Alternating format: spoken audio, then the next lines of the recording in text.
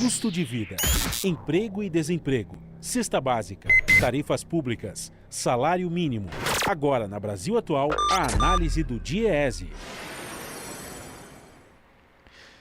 Vamos fazer contato agora com o diretor técnico do DIEESE, Fausto Augusto Júnior. Bom dia, Fausto. Bom dia, Glauco. Bom dia. Fausto, a gente teve a notícia na sexta-feira de que a Embraer acabou desistindo do acordo bilionário de compra. Aliás, a Boeing, né, acabou desistindo do acordo bilionário pela compra da Embraer. Teriam influenciado aí nesse acordo frustrado a crise do coronavírus e também a dificuldade de operações de voo. Isso não deixa de ser uma boa notícia em meio a esse caos, né, Fausto? Bem, Glauco, essa é uma notícia que a gente vai ter que ainda analisar com bastante atenção e vai depender muito também dos resultados aí que vai ser feito do ponto de vista do fim da negociação, do fim desse acordo, né? Primeiro que é bom falar um pouco aqui sobre o papel da Embraer no Brasil. A Embraer tem um papel fundamental do ponto de vista do desenvolvimento tecnológico. Ela é a única empresa de produção de aeronaves e de olhar aeroespacial da América Latina. Ela cumpre um papel fundamental no Brasil, não só do ponto de vista comercial e do ponto de vista dos mais de 7 mil postos de trabalho que ela tem, ou que ela gera, mas ela é um lugar importante em que o Brasil consegue entrar dentro de um setor fundamental e um setor de alta tecnologia. Há muita discussão já desde o seu processo de privatização, até que ponto a Embraer deixou de cumprir ou continua cumprindo essa função, mas quando teve a disputa, por exemplo, da discussão aí dos caças brasileiros, de todo o acordo que teve com a Saab, a Embraer cumpriria e cumpre um papel fundamental nessa discussão de transferência de tecnologia e possibilidade de que a gente possa avançar com essas tecnologias para além, inclusive, do setor espacial. Uma coisa fundamental quando a gente olha para a questão tecnológica, para a discussão de todo o processo, tanto de inovação quanto de incorporação de tecnologia, passa pelo que a gente chama de transbordamento tecnológico, ou seja, um conjunto de inovações que aparecem, né, e que surgem no setor aeroespacial, ele transborda para outras áreas, para os outros setores da economia e tem possibilidades de melhorar a vida conjunta aí da população e cumprir um papel fundamental na autonomia brasileira em relação à tecnologia. Nós estamos vivendo um momento, Glauco, bem complexo, né, em que a gente está discutindo agora a incapacidade do Brasil, por exemplo, de produzir respiradores, algo que não é assim tão complexo e que nós deixamos de produzir, não temos condições de produzir, estamos dependendo agora de chegar um monte de respiradores importados que não chegam, e olha só a dificuldade que a gente está vivendo para enfrentar o coronavírus. Nós estamos com dificuldade de produzir máscara de proteção, né? Ou seja, a indústria foi sendo sucateada no Brasil, foi sendo desconstruída, e a gente está pagando um preço alto por isso agora. Então, com relação à Embraer, eu acho que esse é um momento para a gente fazer uma longa reflexão na sociedade brasileira, no Brasil, do que nós queremos com esta empresa, né? Qual papel ela cumpriu, qual papel ela cumpre, qual papel ela tem que cumprir no para frente dessa empresa, porque ao mesmo tempo que talvez possa ser uma oportunidade da gente manter a Embraer do ponto de vista aberto, do ponto de vista de manter a sua função, a gente precisa olhar como é que isso vai se dar agora, porque um dos grandes problemas dessa discussão do acordo é que a empresa ela teve que ser dividida, e nesse processo de divisão teve custos muito altos, se fala aí na casa aí dos 500 milhões, e que agora vão precisar ser renegociados com a própria Boeing.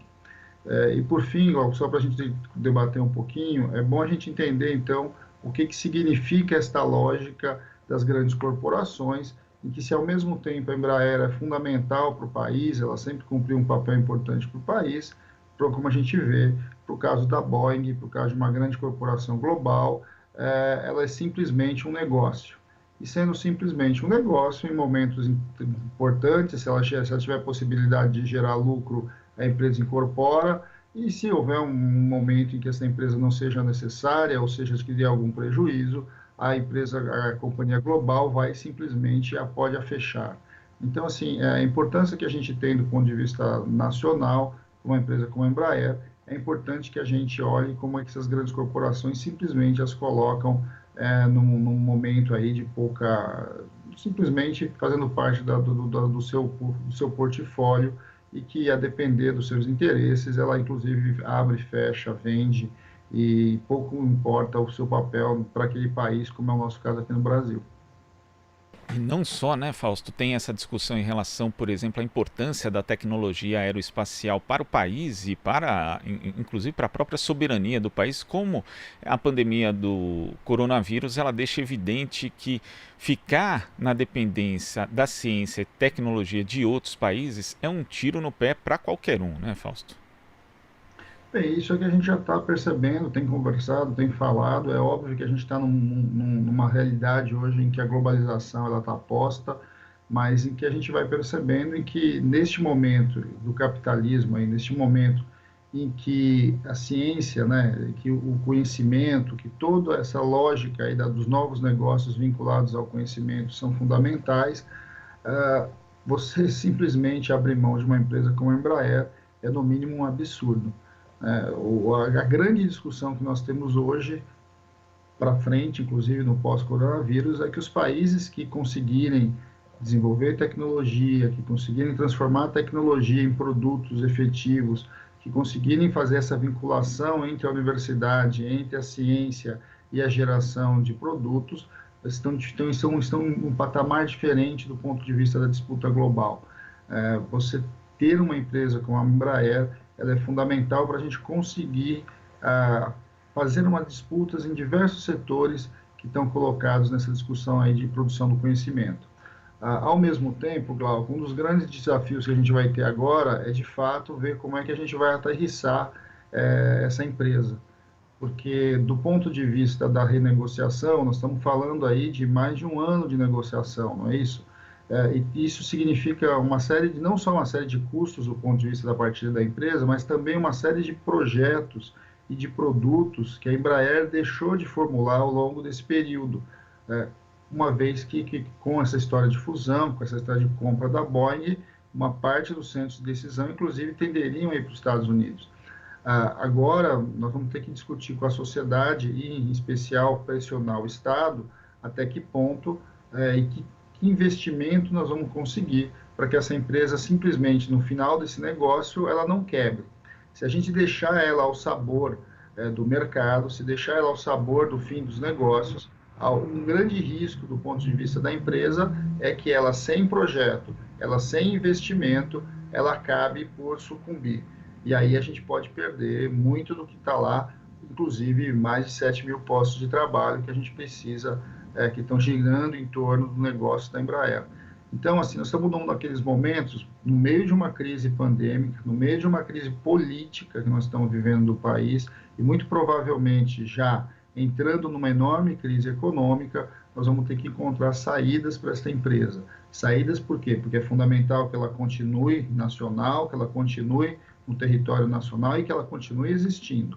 Por outro lado, esse processo vai ter custos e não vão ser poucos recursos que serão necessários para esse investimento. Por outro lado, a gente acredita que é possível.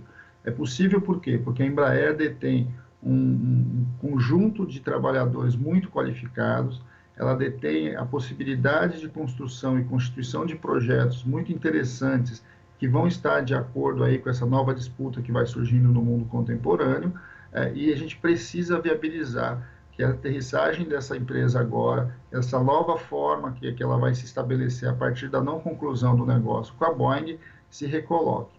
Tem um processo todo de discussão se ela vai voltar a se fundir novamente, porque ela foi separada para o negócio da Boeing.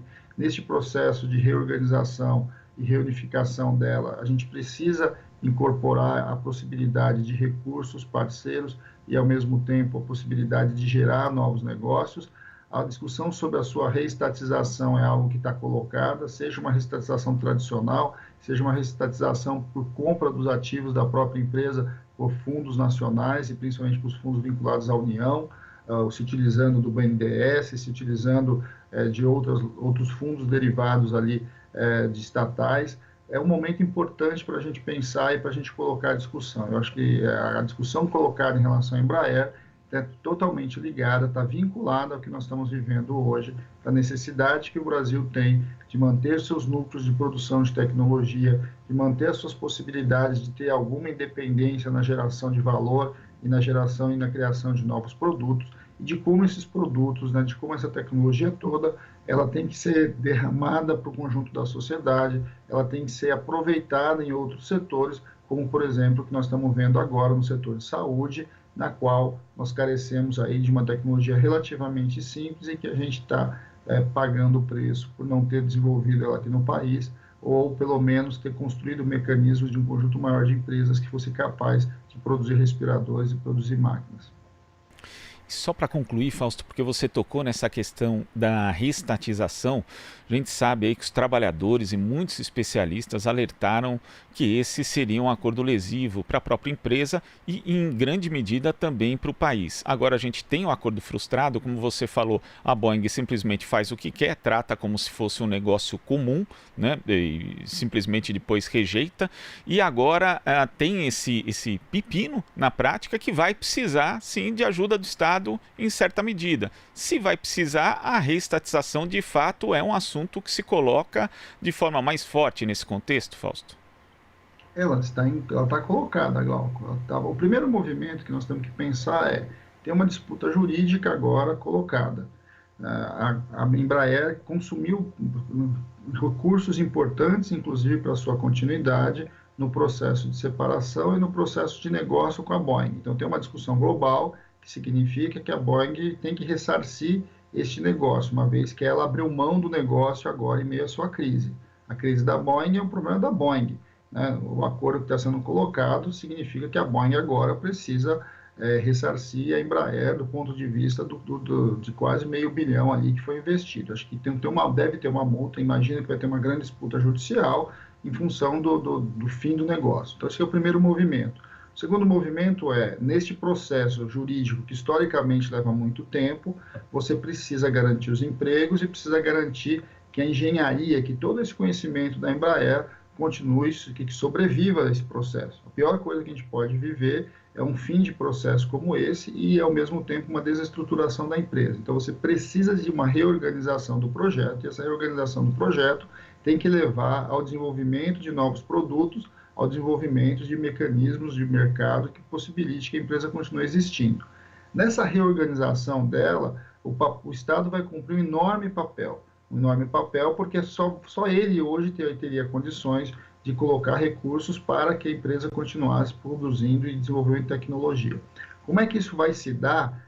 Como é que vai ser o processo de apoio do Estado e se isso vai vir a partir de uma estatização tradicional, ou seja, essa empresa passa a ser incorporada pelo Estado, passa a ser uma empresa estatal com maioria de acionistas estatais, ou do Estado brasileiro, ou ela vai para dentro de uma outra reconfiguração da sua composição acionária e nesse processo o Estado vai comprar parte significativa dela.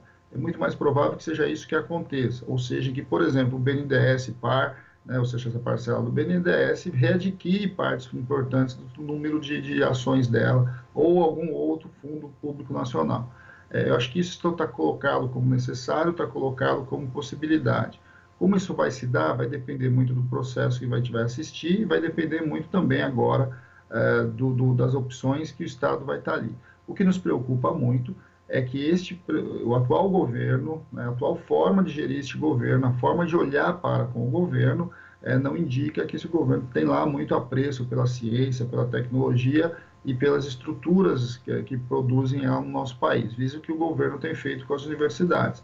Então, neste momento, fundamentalmente, é necessário uma pressão da sociedade, uma pressão de quem conhece a empresa, de quem sabe da sua importância, uma pressão dos movimentos sociais, uma pressão dos sindicatos, uma pressão para que a gente mantenha minimamente essa empresa dentro do nosso país e que a gente possa se aproveitar do que tem de bom, do que ela traz para nós, do que significa desenvolvimento tecnológico, possibilidade de melhoria da tecnologia, de aproveitamento dessa tecnologia em outras áreas do nosso país e manter uma empresa que cumpriu um papel fundamental aí há mais de 50 anos e que a gente acredita que muito provavelmente possa continuar cumprindo esse papel nos períodos que se virão.